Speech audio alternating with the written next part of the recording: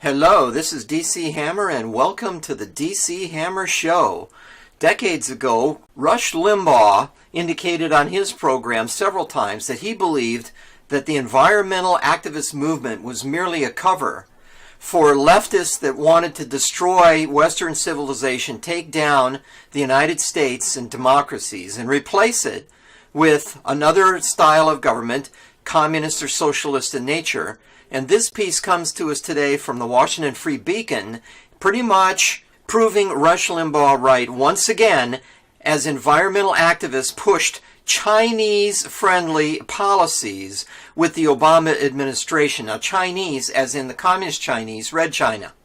So, at the time when the supposed lovers of the planet, Gaia worshippers, people that wanted to make sure that they made an impact on saving the planet from nefarious capitalist enterprises, was doing their thing, at the same time, they were doing so in a way that would enable the Red Dragon, the communist Chinese, to continue polluting and doing other things that harm the environment.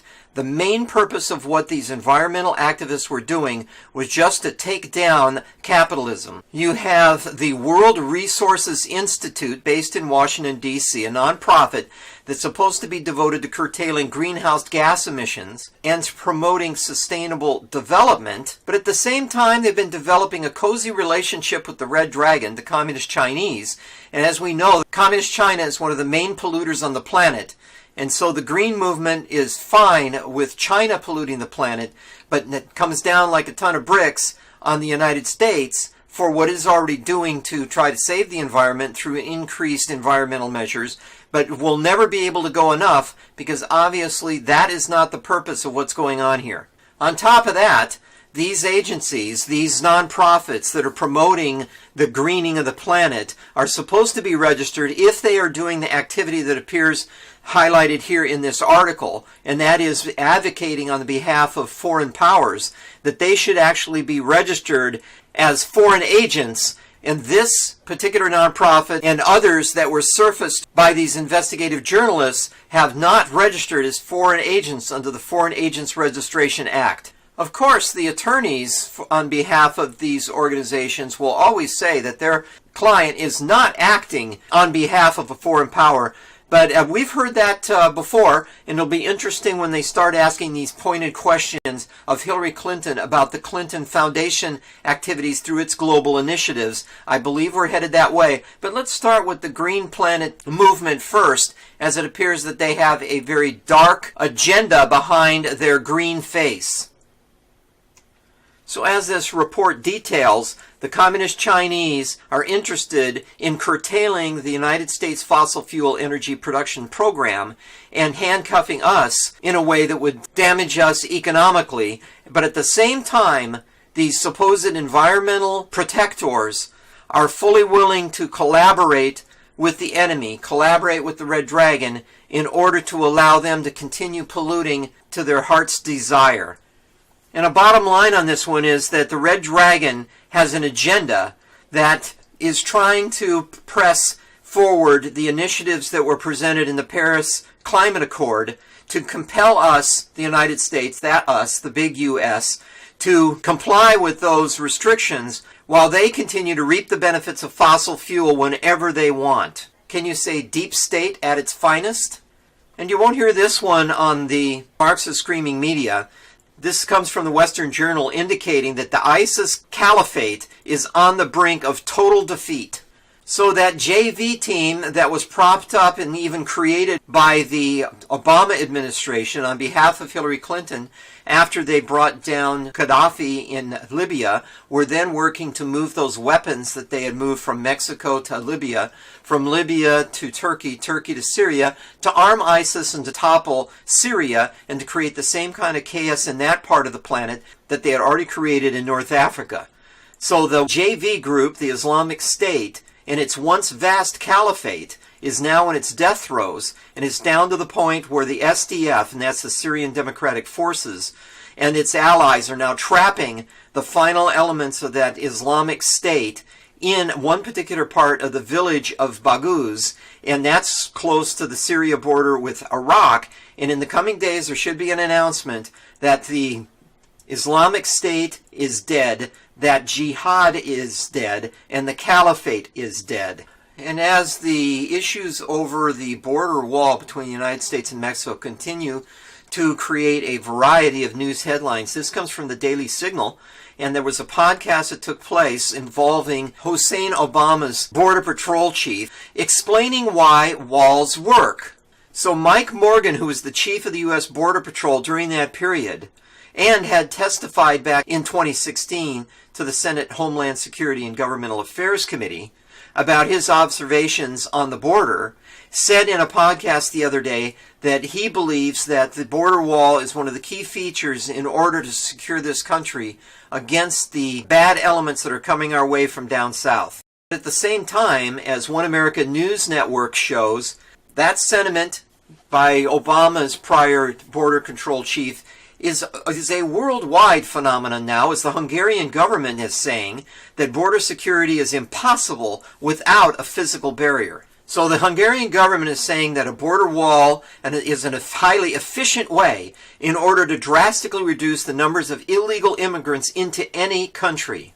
Don't let that bit of obvious reality get in the way of the initiatives that are now going to be brought forth as President Trump outlined on Friday as he signed the budget and declared the national emergency. He on camera said that he believed that the same thing would happen this time as has happened any other time he's tried to protect the American citizens and put America first, and that is that the left would use friendly courts in places like the Ninth District Court and others and make a lawsuit go up through the system all the way to the Supreme Court in order for the United States to prevail in its quest to protect itself against the forces of deep state and leftist evil that continue to prowl the planet looking for whom they can destroy. As California has filed a lawsuit against the emergency declaration, several other states have joined in, and I know that you would recognize the states because these states that are joining in are the ones that are controlled by leftists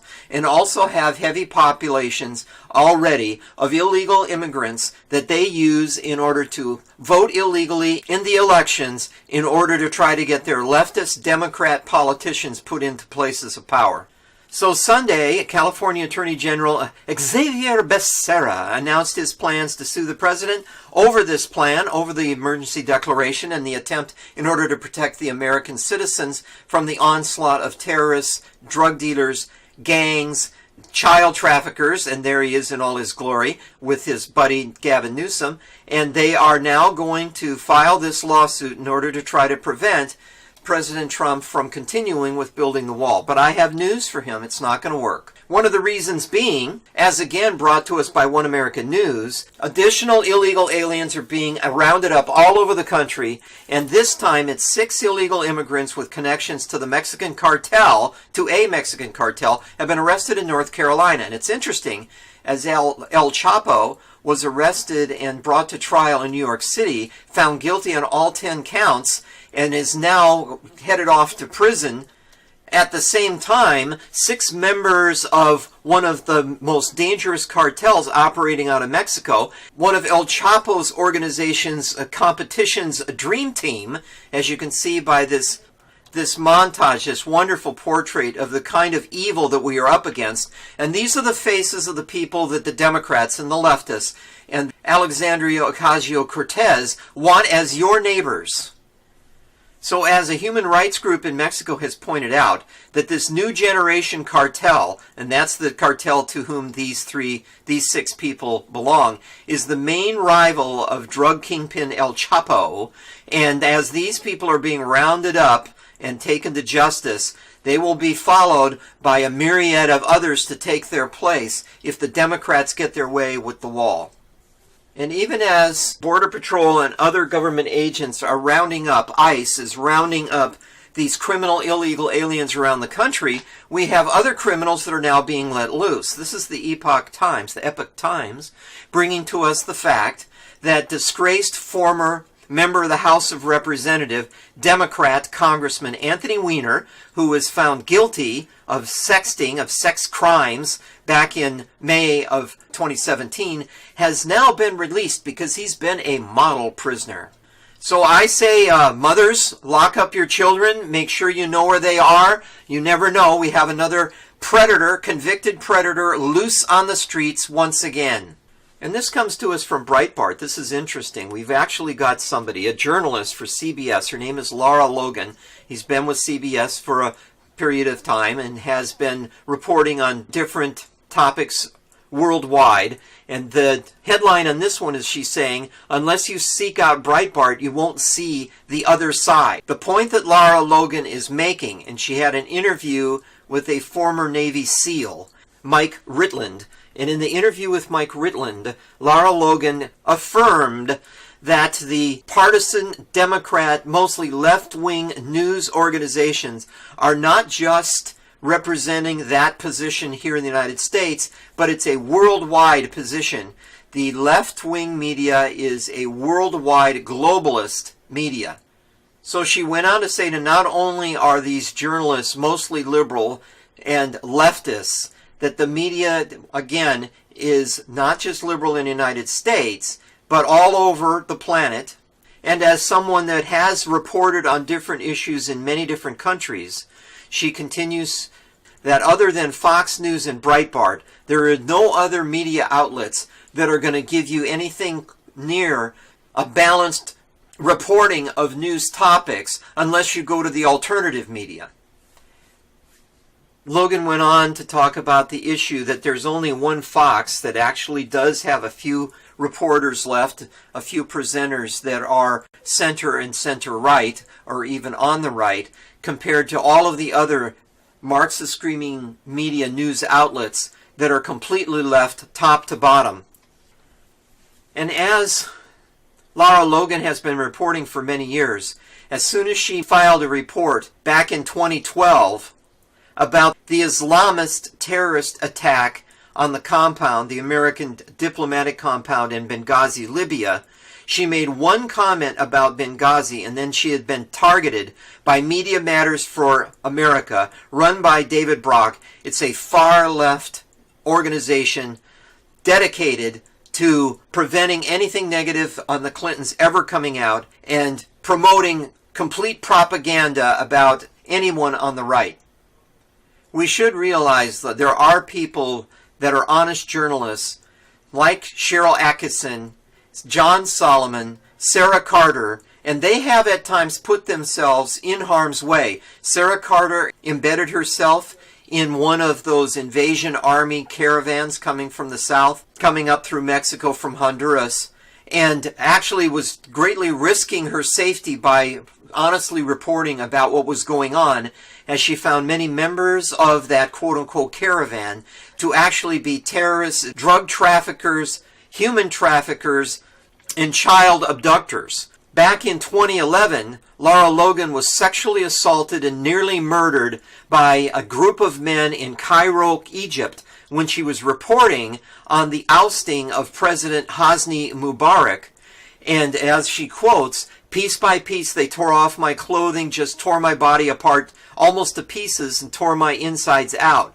So as people were standing around taking pictures of the assault and rape of an American journalist, you just got to realize that people are putting themselves in danger when they report honestly on issues. And Lara Logan knows now, as she quipped in this interview, that this interview is professional suicide for me. In other words, her career with CBS is over. That'll teach her to honestly report on the news. Now, who says that the fake news is fake news? Well, insiders like Lara Logan do.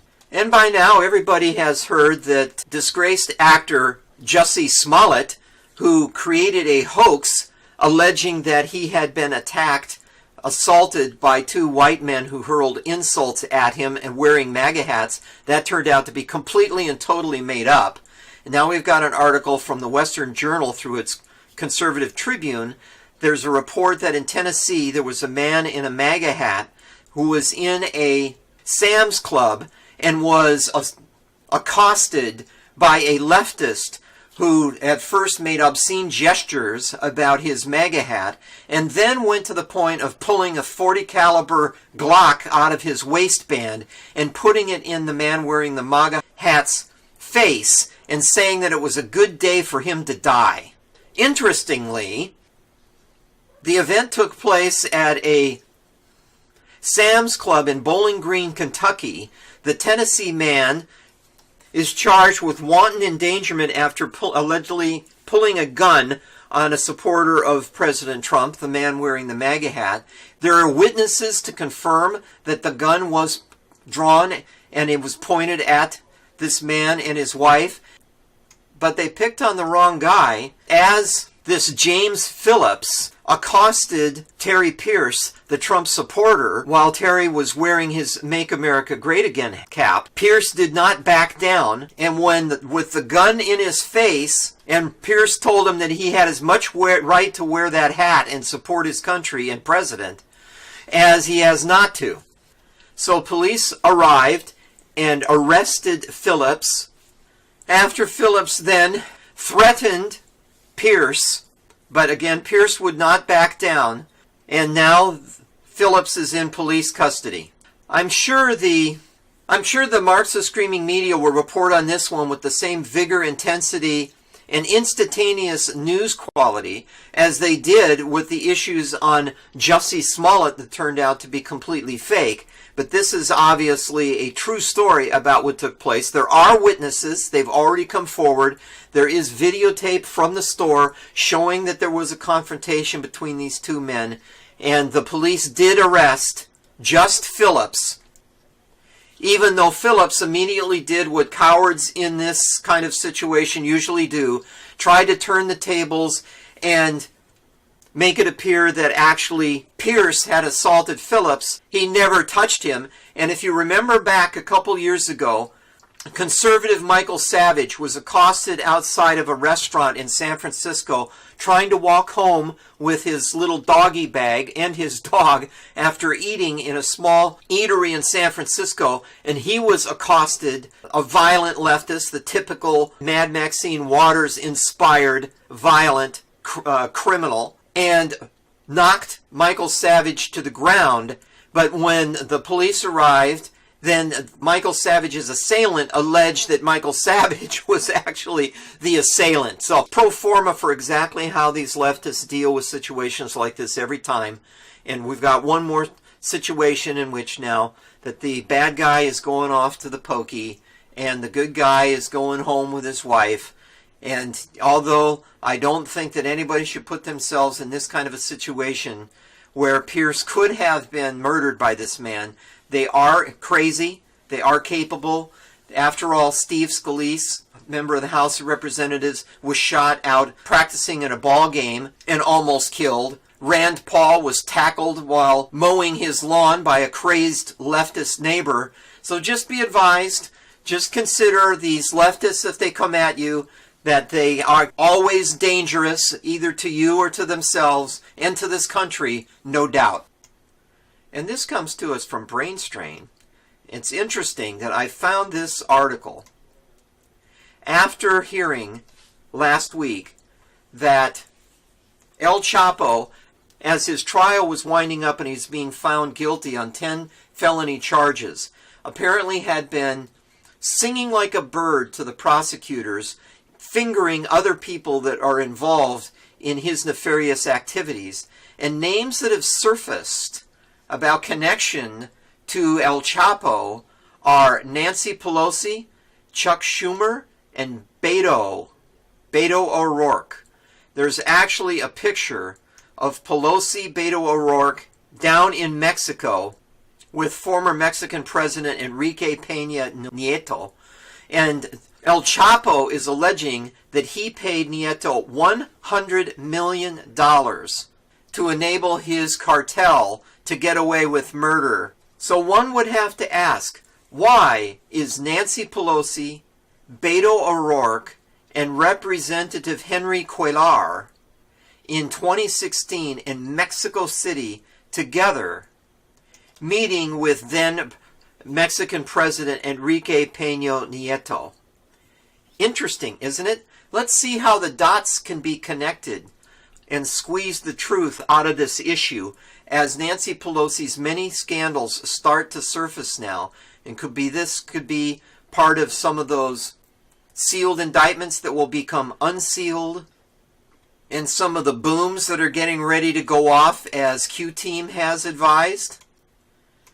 And as Bill Mitchell of Your Voice America tweeted, this could take down the entire Democrat leadership. So I believe now that the prosecutors have the names of those United States politicians who are taking bribes. And yes, they are sealing them.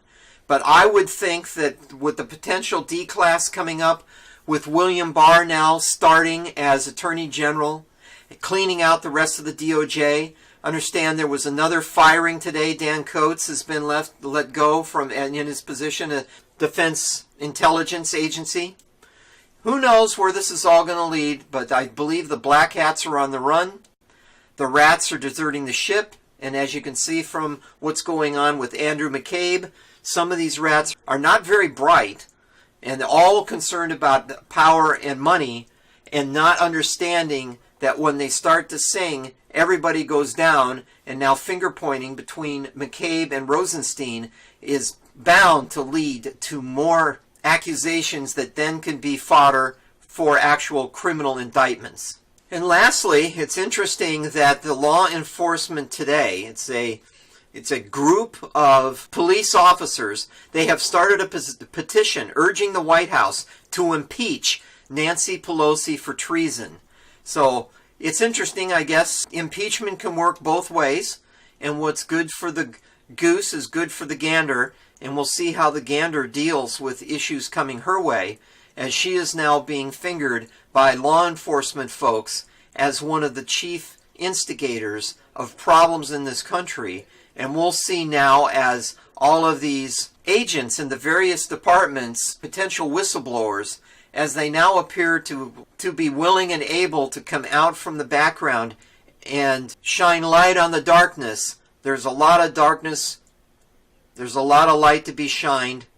And we'll see how this goes as the sealed indictments are unsealed, as the declassification takes place, as law enforcement finally starts to speak up against its deep state black hat masters, and with the information that we've now received from El Chapo and the potential connections to the Democrat leadership, including Nancy Pelosi, potentially Chuck Schumer, people like Beto O'Rourke, and others. I'm sure the list goes on and on. This sets the stage for a very interesting 2019.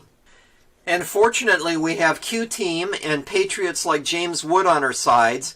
And as James Woods continues to tweet and make potent comments, such as the one tweeted out the other day, that if the actions that we are seeing now, the attempt to bring down a sitting president of the United States, if those were directed against a sitting Democrat president, it would be a Watergate-level story. National media would have splashed it everywhere by now, and we're not seeing any coverage out of the Marxist screaming media, but with the alternative media, with patriots like James Woods and others, with the awakening that's taking place, with the walk-away movement, with people leaving, abandoning the Democrat Party, as the Democrat Party lurches to the left into oblivion, I truly believe that 2019 is going to be a dramatic year, one of the most dramatic years in my lifetime, absolutely, as now the light does shine on the darkness. So thank you for watching, and God bless. And now the DC Hammer Show is available as an audio podcast. Just go to Podcast Garden or iTunes and search for DC Hammer or News Network Analysis Associates, NNAA.